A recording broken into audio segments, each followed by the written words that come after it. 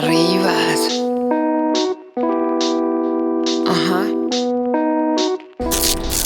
Oh, vada qua. Sto leggendo sul telefonino, sul Facebook, no, uno dei tanti post del coronavirus che adesso va tanto di moda, no? No, fermo, ti fermo subito.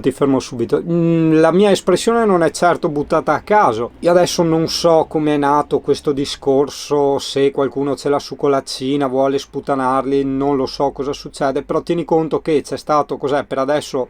adesso siamo a gennaio ancora e in Italia ci sono stati un paio di casi che tra l'altro erano cinesi, neanche italiani, però al tempo stesso in Italia forse non tutti sanno che c'è una media di 49.000 morti per infezioni ospedaliere negli ospedali, hai capito?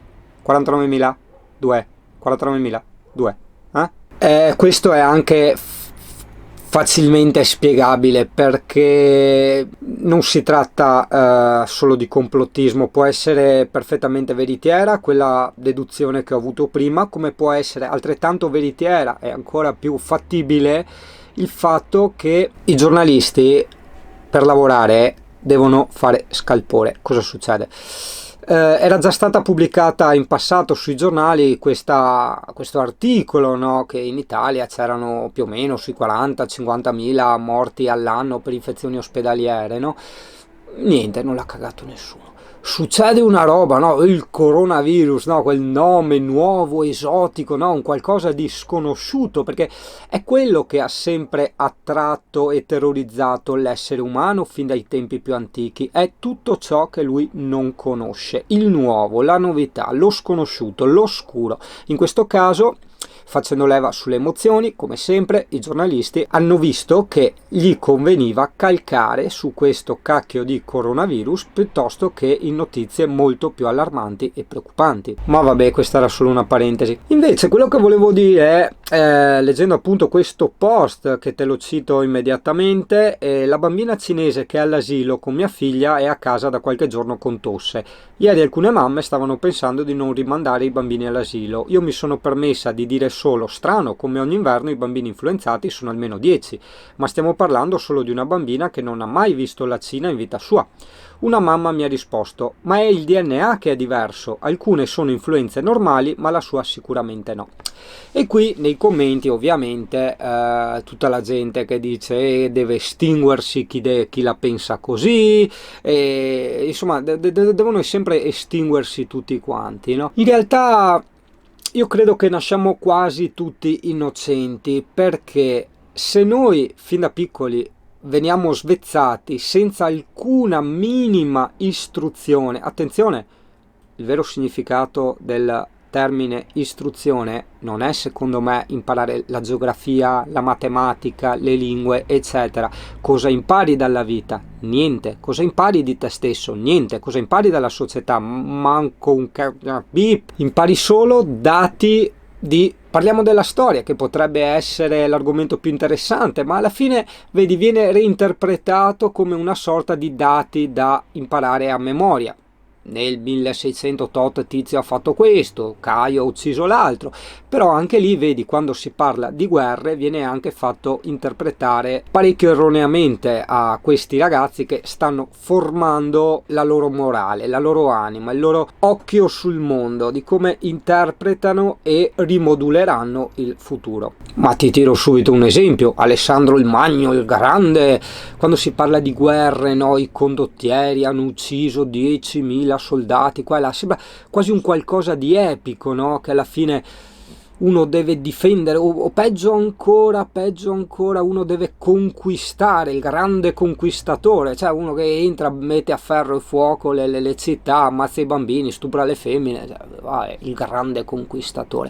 E purtroppo magari quella non è l'intenzione voluta, ma a scuola, almeno io che sono degli anni 80, è quello il messaggio che tu ricevi, ed è con quello che cresci, non a livello tanto razionale, ma a livello molto più profondo. Come ti dicevo prima, gli occhi che interpretano e ricreano il mondo, perché siamo un susseguirsi di generazione. Se tu cresci gente di merda, il mondo sarà sempre di merda. Ma è anche semplice il discorso dell'educazione, cioè metti anche un cane lo lasci sbranare, uccidere tutti quanti, fare quel cacchio che vuole, saltare sopra le tavole, distruggere tutto, alla fine non è il cane. Se sei tu che lo lasci, magari ignorantemente gli dai anche un premio mentre combina qualcosa, eccetera, hai capito? Io non sto parlando di punizioni, io sono molto contrario alle punizioni, o meglio sono favorevole alle punizioni con una visione abbastanza gandhiana, ossia il Gandhi era la pace fatta uomo, però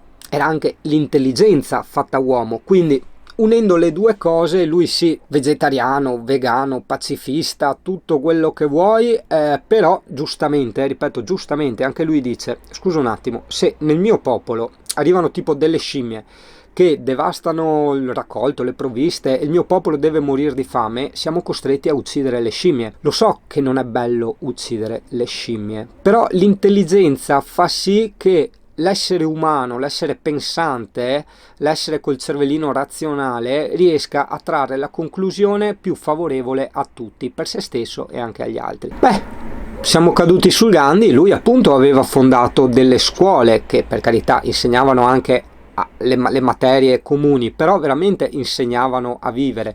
Una volta, un tempo, non tanto in Oriente ma anche nell'antica Grecia o anche nella nostra cara antica Roma, c'era forte questa presenza dell'istruzione intesa come filosofia, però filosofia nell'antico senso del termine, l'originario senso del termine, perché io mi accorgo che ad oggi quando tu parli, menzioni il termine filosofia, la gente ha questa immagine della filosofia che è il cazzeggiare con le parole, fare i pensieri contorti e sconclusionati. In realtà, ragazzo mio, mi permetto di correggere un attimo questa errata interpretazione, ma la filosofia altro non è che il pensare, il ragionare. Possibilmente quando si parla di altissima filosofia con la propria testa, che è una delle cose più difficili in assoluto. Io che te ne sto parlando ovviamente non ne sono capace, però perlomeno dai e dai tutti i giorni, leggi qua, sperimenta là, eccetera eccetera, mi rendo conto perlomeno dei miei limiti, delle mie carenze, dei miei difetti, dei miei problemi e di tutte le pecche che girano attorno all'essere umano, ma prima di tutto attorno a te stesso. Tutto questo giro largo per dire che senso ha dire che si estinguano queste persone perché hanno in qualche modo attaccato psicologicamente sta bambina cinese? Loro poretti crescono in questo clima povero, ma non gliene facciamo una colpa, non stiamo qui a utilizzare offese, parliamo della realtà. Uno che cresce in un clima intellettualmente povero, che non ha stimoli e a ragionare, a creare pensieri, deve affidarsi per forza ai pensieri, le abitudini della società in cui vive. Ma, altro giro di medaglia, se in questo caso, doppia sfortuna, la società che ti condiziona il pensiero è una società che fa questi tipi di ragionamento, capirai che si espande a macchia d'olio tutto questo pensare abbastanza malato. È quello di cui parlo sempre, era il messaggio che io volevo dare, far girare attorno al mio canale. Non è il vivere in camper, non è i viaggi, cioè per me quelle sono cazzate, nel senso sì, sono belle, sono piacevoli, scherzi no, però sono cazzate, cose veramente di poco conto.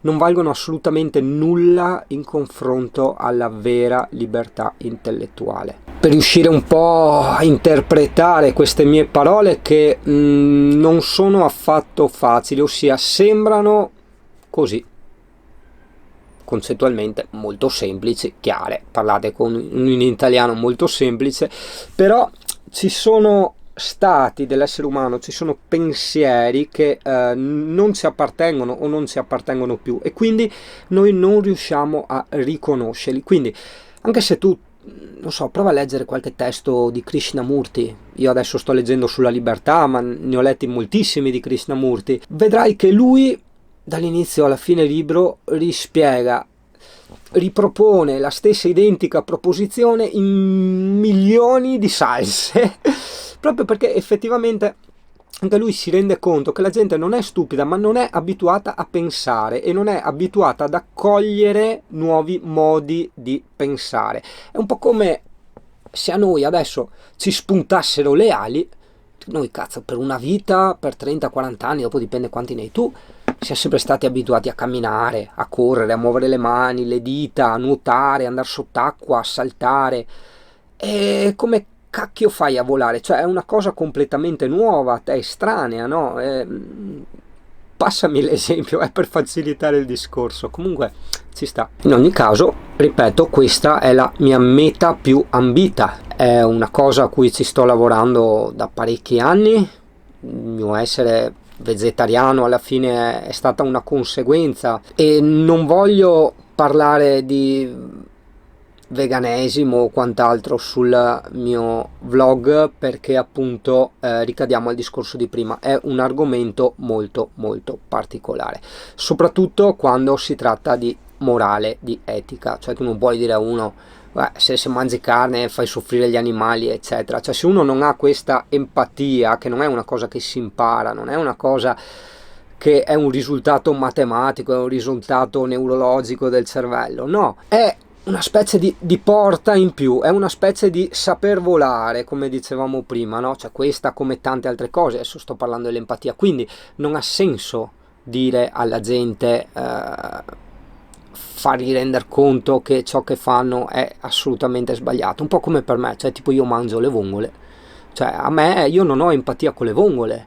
cioè per me è un mollusco, cioè capisci, io lo vedo così, sicuramente sbaglierò, non lo so, per carità, però io lo vedo così. Quindi se arriva un vegano che mi attacca perché mangio le vongole, io lo vedo come un esaltato, hai capito? Quindi per quello ritorniamo al solito discorso di capire la propria realtà, perché vedi, io non, è vero, non voglio parlare di animali eccetera, però è la cosa più semplice per me quando voglio parlare di condizionamenti sociali. Purtroppo io adesso sono vegetariano, purtroppo, perché quando mangiavo carne almeno potevo fare queste riflessioni, perché se tu sei vegetariano e parli del vegetarismo a qualcuno si alza un muro mentale, è normale, la struttura del cervello è normale, fidati, è normalissimo, non è che sei tu egocentrico, che sei un coglione, no, è normale, proprio normale, la struttura del cervello è così. E pertanto ciò mi rende molto difficile, però l'esempio che amo, tra virgolette, in qualche modo sempre citare è il discorso dei cinesi mangiacani.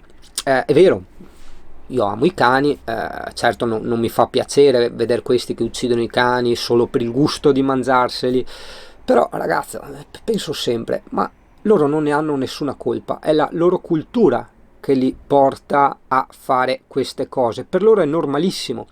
La nostra cultura, adesso tieniti duro, ci porta a mangiare il salame. Attenzione, il maiale giustamente non si può dare a sapere, ma se approfondisci vari test scientifici ne sarai ben che stupito. Il maiale è il terzo animale più intelligente al mondo. Il cane in qualsiasi razza canina è al sesto posto, quindi fermo là. Io adesso non voglio convincere nessuno a diventare vegetariano, assolutamente, ma concentrati. Purtroppo solo sto esempio, quindi concentrati, perché veramente chi ha la mente ottusa adesso inizierà a far commenti sul discorso di mangiare carne, eccetera. No, concentrati su quello che ti dico. Guardando la storia da fuori, la sto guardando io. Io mangio qualsiasi tipo di animale, mangio anche cani, eccetera. Immaginiamo, no? Vedo dei tipi che rompono i coglioni a dei tipi perché mangiano il cane, quando loro mangiano il maiale, che è un animale molto più sensibile e intelligente di un cane. In più non è finita, perché nessuno ne parla, perché adesso va di moda l'alimentazione, no? Ma nessuno ne parla.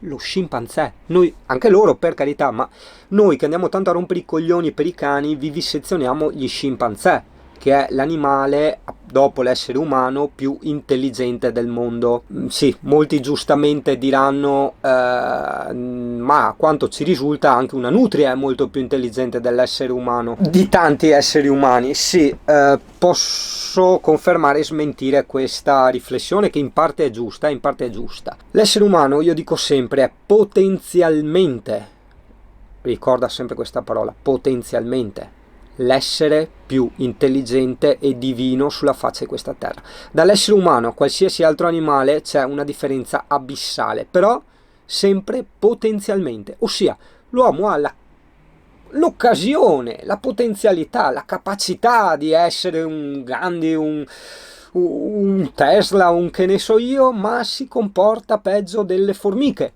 E quella, ragazzo mio, è ciò che da millenni è l'intelligenza confusa al giorno d'oggi, data la nostra frenetica vita che conduciamo, con la potenza di calcolo. Sono due cose completamente diverse.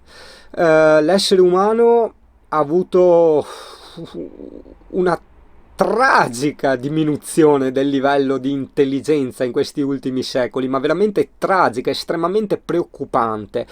Intelligenza non è cultura e non è potenza di calcolo, te lo ricordo. Resto dell'idea che, pur mantenendo una ragionevole e ponderata via di mezzo, la cultura è dannosa per l'essere umano, perché l'essere umano non pensante indipendentemente ovviamente, accumula dati, accumula informazioni, accumula processi cognitivi creati da altri, accumula soluzioni create da altri, accumula interpretazioni create da altri. E quindi noi cosa siamo? Siamo meno delle bestie. Per questo dico e ripeto sempre ogni volta questa storia, per me il vivere in camper è niente, miro a cose infinitamente più importanti. Certo, il camper è stato anche lui, perché vabbè, abbiamo menzionato il discorso di essere vegetariani, ma anche il camper è stata una conseguenza di questo mio liberarmi, di questo mio provare a utilizzare l'intelligenza, ossia il pensiero incondizionato. Io mi sono visto, ho detto, cazzo, è vero che partiamo con il vantaggio che a me piacciono gli spazi ristretti e quindi vabbè, già là parto molto vantaggiato.